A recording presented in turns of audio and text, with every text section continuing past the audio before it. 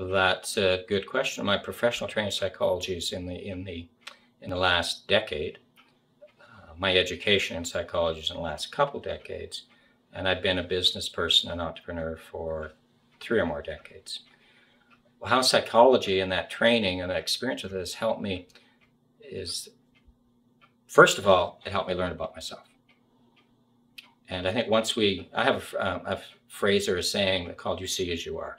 So once I began to learn about myself, through that lens of myself, I'm able to then, knowing that I'm just a people, like everybody else is, that some aspects of how I am, because I'm a human being, are in others.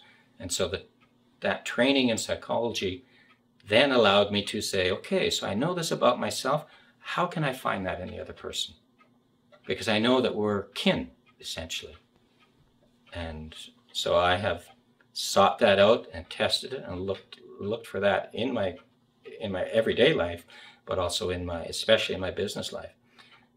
Over my business career, I've worked with hardcore academics. I've worked with super salespeople. I've worked with laborers. I've worked with supervisors, and I have learned that each person has a psychology, but there's a commonality because we're human beings in human psychology, and we develop that psychology, all of us, and I did that in my training.